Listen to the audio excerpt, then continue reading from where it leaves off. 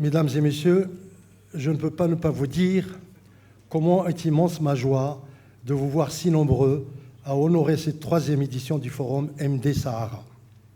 Organisée cette fois-ci à Rabat, elle s'inscrit naturellement dans la lignée des précédentes consacrées au développement de provinces du Sud.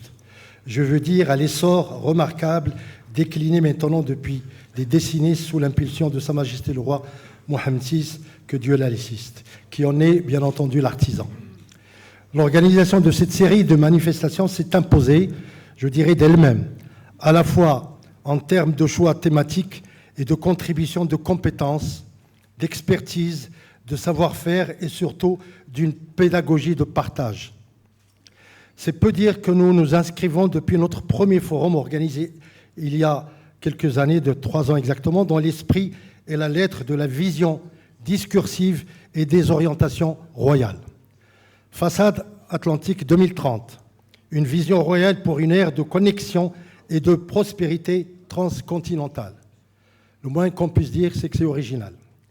L'intitulé du forum, comme vous le voyez, nous renvoie à une sémantique aux contours multiples, et d'abord géopolitique. Par 2 fois, à travers 2 dimensions, voire 2 mondes, le Maroc est adossé à 2 mers. La Méditerranée, cette Mare Nostrum qui est à sa vocation septentrionale, ce que ses conquêtes d'autrefois, les nôtres en l'occurrence, traduisaient comme influence sur l'Europe. L'océan Atlantique ensuite, immense frontière latérale, profonde métaphore en vérité, espace de rapprochement plutôt que d'éloignement. Il est notre vocation historique et, plus que jamais, l'interface de notre multidimensionnalité.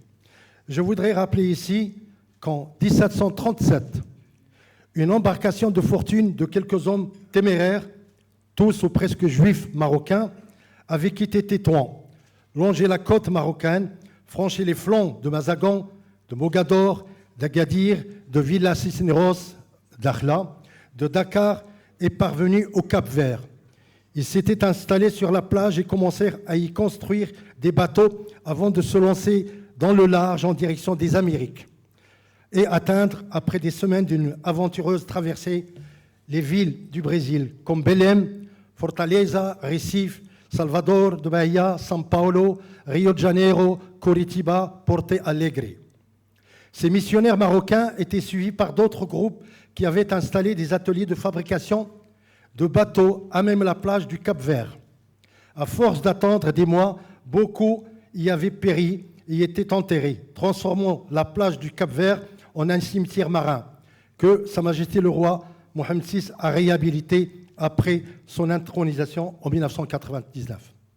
Ça veut dire qu'il y a quand même une continuité historique continentale. Ces missionnaires marocains avaient aussi construit une ville touristique au Brésil qui porte le nom de Mazagao, c'est-à-dire en référence à Mazagan, connu pour ses traditions culturelles et culinaires d'inspiration marocaine. Le Maroc n'a jamais tourné le dos à la mer, comme certains le prétendent.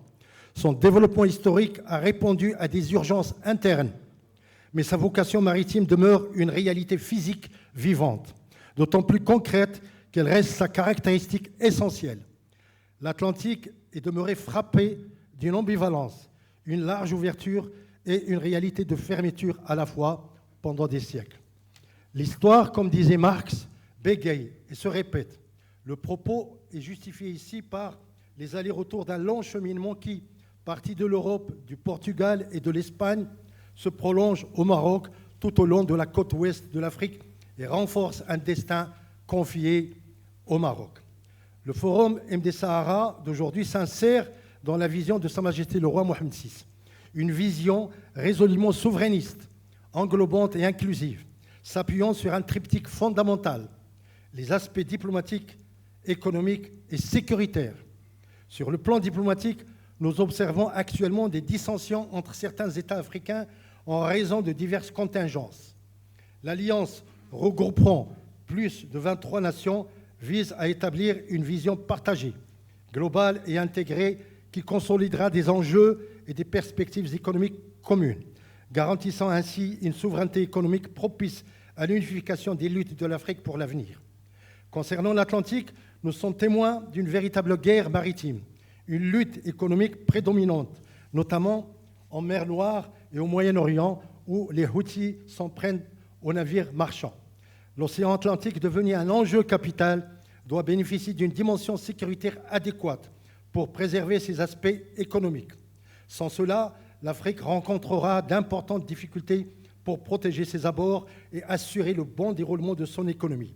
Ainsi, dans la vision d'ensemble de Sa Majesté le Roi, Mohamed VI, il est impératif que les Africains maîtrisent la gestion de la mer Atlantique plutôt que de déléguer cet aspect sécuritaire. La sécurité est indissociable de l'économie. Les 23 pays qui s'intégreront à la façade atlantique doivent adopter cette vision économique et sécuritaire. L'Afrique, actuellement confrontée à des défis sécuritaires, je répète, notamment au Sahel et dans la région des Grands Lacs, doit pouvoir s'approprier la gestion de la façade atlantique. Elle le fera grâce au Maroc.